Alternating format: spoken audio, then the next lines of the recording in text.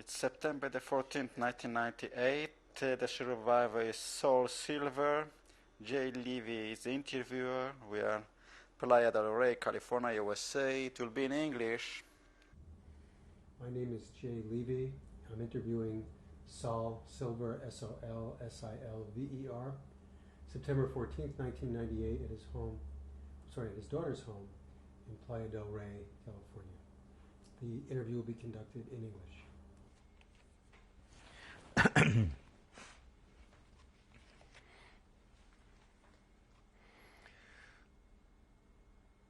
Saul, describe the town that you were born in. Well, it was a village, a small village. Right, our house was almost next to a river called Seret. It's a pretty big river, and there was a mountain right behind the house and a forest about a quarter mile away. I remember when I was a kid, we used to go to the forest. I used to pick wild berries and bring them home, and my mother, I loved them with sour cream. My mother would make it for me, and we would go fishing there in the river, swimming, and they were really happy, good memories played.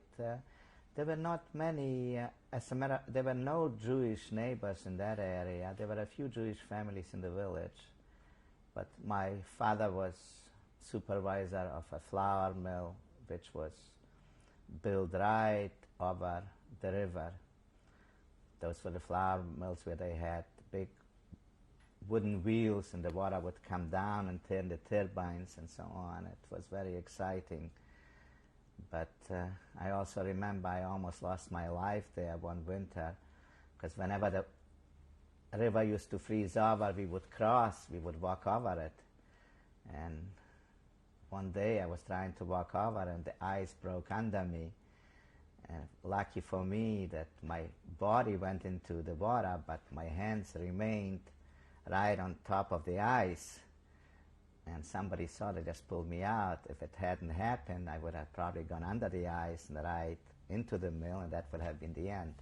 There would be no interview today. What was the name of the village? The name of the village was Grudek. That was close to a city, Zaliszczyki, and close to a city, Tluste, which I'll cover later on. Zaliszczyki was a very famous city in Poland that people used to go for vacations. It had very balmy, beautiful weather there. They used to grow oranges, and one of the exceptional cities. It was right on the Romanian border, on the river Dniester. It was a big river there. And what day were you born? I beg your pardon? What day were you born? August 8, 1929. Mm-hmm. What do you remember about your mother? Well, what was her name? My mother's name was Zonia, and her father, like most families, she came from an Orthodox family, but they were more of a progressive Orthodox, where especially my father was progressive Orthodox, and she was a good mother, like all mothers. Those days, mothers didn't work, didn't have any professions, but they took care of the house, took care of the children, of their husbands, and this is how it was. How do you remember her? She was a very warm and caring person. I remember her always used to read to me in bed when I was still maybe 4 or 5 years old, and this is how I picked up she used to teach me to recite poems and so on. So by the time I entered grade 1, I could already almost read and recite poems and sing songs and so on. And I also remember those were the days when I think it started off, let's see, when the problem started in Germany, she would read to us newspapers, and the whole thing was totally unbelievable. But we all already knew that something was happening to Jews in Germany at that time. I'm going to ask you more about that in a minute. Yeah. What do you remember about your father? Well, he was, like I said, he was supervisor of a flour mill. He owned land, and he was a hard-working man and caring man, strict man in a way, and loving father. He always provided well for us, although there were times when it was kind of difficult. And especially the most difficult times were, of course, during the Holocaust, when he wanted to take care of us, and it was almost impossible. I mean, financially, he could supply us with food, but he couldn't supply us with safety, which was so difficult to obtain at that time. Yeah. You had brothers or sisters? Yeah, I had one sister is alive. She lives here in Los Angeles. And one sister I had, she was 16 years old when they shot her with her boyfriend. And we'll get to that. And you were an older. Where were you? Well, I was actually the youngest. Mm-hmm. I think there was another brother, but he died after birth. So I was the youngest, and then there was the middle sister that was shot, and the sister that lives here in Los Angeles. Mm-hmm. What was your relationship like with your sisters? Well, I was the youngest, so they kind of spoiled me and took care of me. Actually, see, it was a village, and they didn't have us.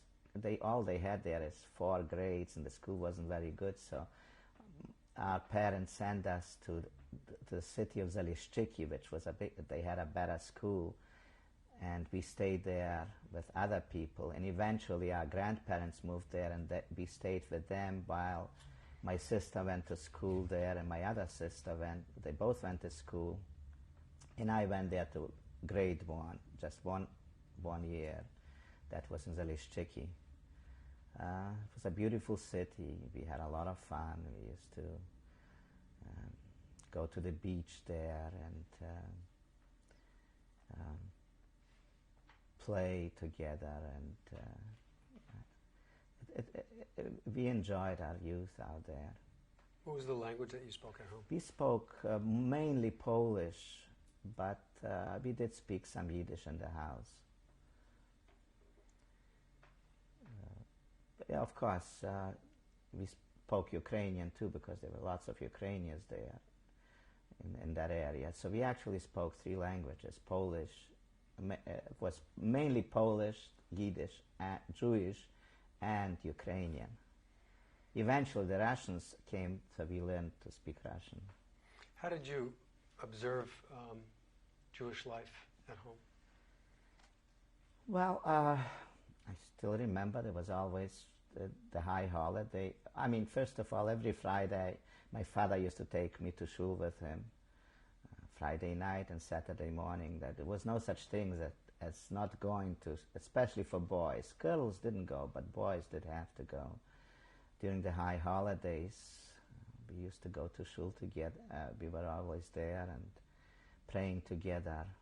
Passover was a very, very special holiday, Passover, because that was the time when they used to take down the Passover dishes from the attic. That's where the dishes were kept in the attic all year round. And we would sit at a table, and my father would conduct the Seder, and I would have to ask the 4 questions.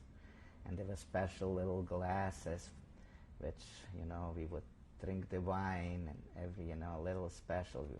They were so special to us because we used them only once a year, and those were the beautiful holidays. And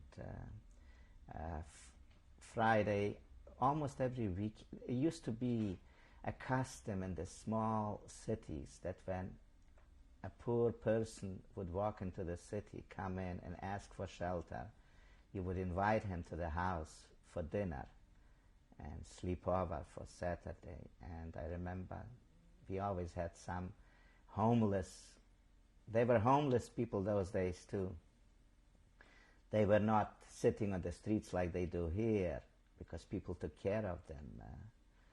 it was a mitzvah to, that you took care of your own. You don't let him beg on the streets. I remember those days. It was always somebody on Friday night for dinner and stay over for the weekend and so on until the man would probably go to another town and so on. What do you remember about the shul that you would go to? Well, we actually there were about 2 shuls, and even those days, one shul was more for the kind of conservative Orthodox, one was very Orthodox, and was a tiny little one. Those were the ultra-Orthodox. So there were already groups of people that favored one over the other and so on. And that's the same place we used to go, what we called cheder, because boys were required to start learning Jewish education at a very early age, at about age of 5. Before we even entered public school, we had to go to cheder, which was the Hebrew school, and the teacher always used to be very, very strict. He would keep a cane or something, and he would punish us for anything that, for the least thing. But it was discipline, and we had to learn, and we learned at a very early age about Judaism, about the values, about the Torah, and about the commandments, and all the things. We had to recite those things almost every week, and that this is how it was in those days. What do you remember? What your favorite things to do, or your favorite activities? Well, we are talking about the age. I'm going back to the age about 6, 7. Like I say, there was always a river close by. There was always a forest close by. There were always fields, and those were, we used to go fishing. We used to go to the forest, hiking and picking wild flowers and berries, and catch frogs, and play soccer. Of course, not even shoes, but barefooted. And so on. Yes, soccer was one of the favorite things that we used to attend to. Did you have a lot of friends? Jewish and non-Jewish? Well, we lived in a non-Jewish area at that time, and I would say more of my friends were Gentile because we lived on that side. And as a matter of fact, those days, the Jews lived on one side. It was a small little river, and the Gentiles on the other side. And occasionally, the Jewish boys would get into a fight with the Gentiles by throwing stones across. And I happened to live on the Gentile side. Of course, I couldn't go and stick with the Jews. I had to stick with the Gentiles. So whenever I would go on the Jewish side, the Jewish boys would pick on me because I was fighting them on the Gentile side. But that was the way of survival. When did you do you remember when you first heard about or sensed about trouble, any kind of trouble? Well, we sensed that. We knew already in 1939 the Russians came. The war broke out in 1939. Poland was divided between Russia and Germany.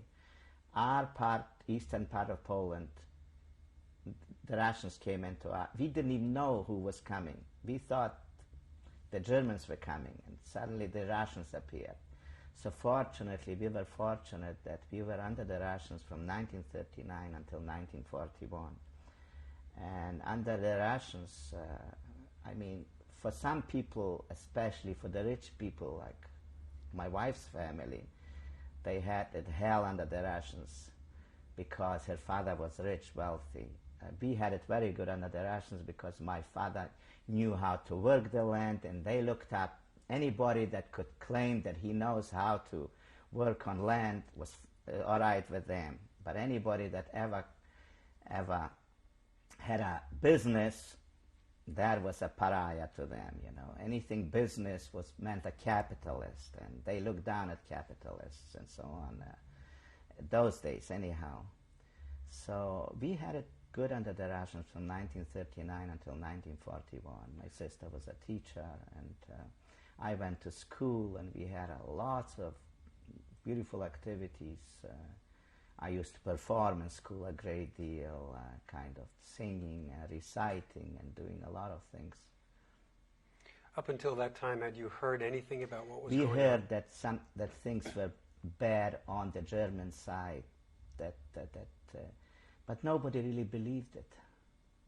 You can't possibly believe, you hear rumors, but you can't believe that anything like this can happen. So we didn't really find that out until the Germans came to us. We just heard about the rumors, but nobody really believed, because we had an opportunity to, when the Russians retreated in 1941, in September, we had an opportunity to move with them, go back, retreat with them to Russia. I mean, whether we would have survived is a question, because lots of people died of starvation in Russia and other things. But nobody believed that the Germans would be that bad, because the original Germany was very good for Jews before Hitler's era. So while the Russians were there, was there any discriminating at all against Jews? There was, like I said, there was the only discrimination that many Jews were taken and sent to Siberia for no reason at all. They would just come in at night. If somebody would report to them, to the NKVD, which was the secret Russian police, and report to them that this man has done something wrong. He's a speculator. He did some business. They could come in at night and take you. You disappeared. You didn't even know. They would send you to Siberia. You didn't know what happened. You couldn't even find out what happened to the person.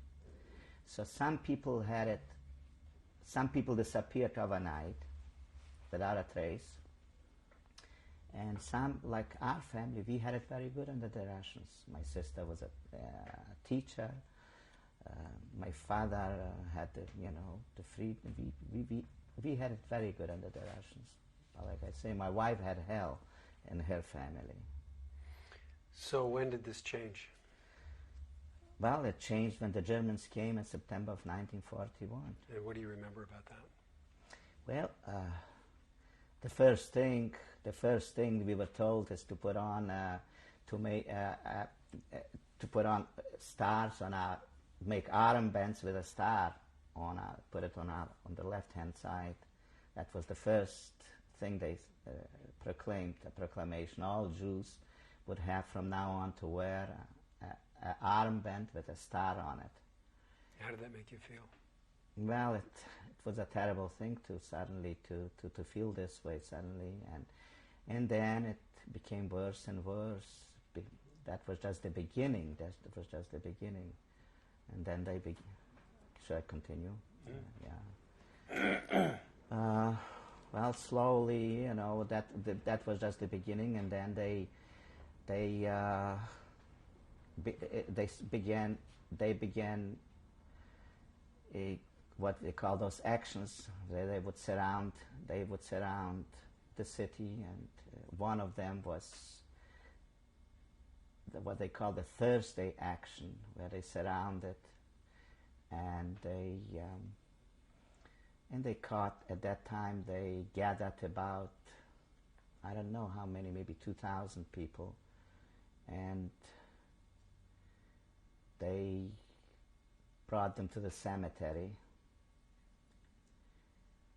and they made them undress, and they made them dig a very big grave. They put up a board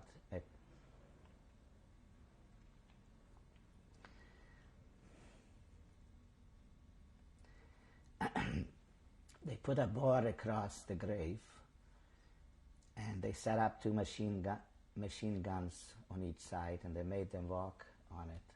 While they were going on it, they were shooting, and the people were just falling into the grave. Now you wonder how did I survive that day, how did our family survive that day.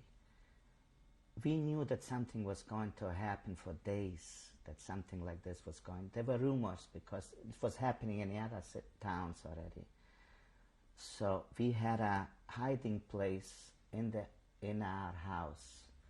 There were 3 or 4 families living in that house. We had a hiding place which we dug under the floor. So when something like this happened, the people would go in there, hide. One person would have to cover it up with a carpet or something, and he would hide somewhere else. So I remember must have been around 5 in the morning. Must have been around 5 in the morning when suddenly we heard shooting. My father was there, I was there, my mother and my sister and other people in the house. We heard shooting and my father yelled, "Oh my gosh," he says, it's coming. The action is coming. He said, I'm running away. He said, I'm going to run away. So my father jumped out the window. He ran away. My mother, my sister, and the other people went inside that hiding place under the floor. I jumped out the window. I didn't want to go hide there, and I jumped out the window and I ran not far to some of the neighbors, gentle neighbors. I used to take their cow to pasture. I used to work for them, take the cow to pasture. And I ran into the stable where the cow was, because that's the cow that I used to take to pasture every morning. It must have been around 5 in the morning. However, I ran out in long underwear. It was cold already. It was cold at that time. We used to wear long underwear and short. And I laid down there near the cow, and I could hear the shooting coming closer. And I realized that I knew that they'll open the stable, and when they'll see me there, they'll know I'm a Jew. And so I realized that by the underwear, they'll be able to tell that I'm a Jew, that I ran away. So I took off the long underwear. Those were long johns, what you call, and then I heard them coming. What happened is there was another lady living with us, another young girl. She ran out too, but she ran into there was an outhouse, a toilet next to the stable. Those days we had no plumbing in the house. They were just out toilets, and she ran into that toilet and hid herself there. That was right to the stable. So they were following her there, and the German Gestapo. So I knew as soon as they'll I didn't know she was there, soon they'll open the door and they'll see me there, and that would be the end of me. I knew that. So what I did, I grabbed a shovel, and I picked up some of the manure from the cow. I picked it up and I carried it out slowly outside. In other words, I was pretending that I am just part of the family and not somebody hiding there. And I threw out that manure and I slowly walked out on the street. And there I saw when they caught her, they brought her out. Her name was Berta. And I was just walking slowly. The Gentiles knew that I was, but they knew that I was Jewish, but they were good friends, so they weren't going to give me up. And I saw the Germans there, the Gestapo, blonde Gestapo with guns and with whips, beating Jews. And I saw one person being shot right there on the street. And when they brought her out of of the outhouse there, of the toilet, she passed by near me. When she saw me, she said in Polish, "Bądź zdrów, Salo." Be well, Saul. She didn't mean it, but she almost gave me up. So I pretended I don't hear, and I turned around and I started walking away, and suddenly the man yelled to me, "Halt, halt, you there! Stop, Drew!" And I kept walking, pretending that I don't understand what he's talking about. And he, "Halt, you there! Stop, Drew!" And suddenly a man, a gentleman there that was living there, he went over, he says, no, he's one of us. He's not a Jew." So I walked down slowly to a gentle friend of mine. I went into the house and they put me on the attic. And that's how I survived that day. And then next day I came to the house and I thought everybody was gone. And suddenly I hear somebody is knocking on the floor. Open it up. And my mother survived, my sister survived, my father escaped, they didn't catch him. So this is how we survived that day. But however, I did go with him to have a look at the cemetery, what it looked like. And the stench was terrible, and the blood it looked like a fountain. The blood was just coming up like a water fountain from the bodies, from the people that were there, because they weren't even covered properly, not enough dirt and so on. This was that what we call that Thursday action, when so many people died there. What?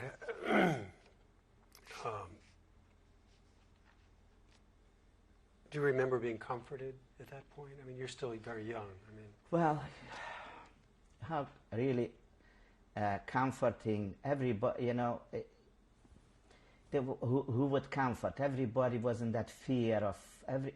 It was a time when everybody was for himself. Let's face it. My father ran out. He wasn't going to. He knew he couldn't help us, so he ran out. I ran out on my own. Everybody was on his own. It wasn't something that you could feel. Once it happened, you lost a member of the family. You felt sorry. You cried, bitter tears, and so on. But when it meant for surviving, everybody had to be on his own, fight for his own. You were just like a hunted animal. If you weren't smart enough and shrewd enough and fast enough, you didn't make it. Oh, it was more like a, what do you call it?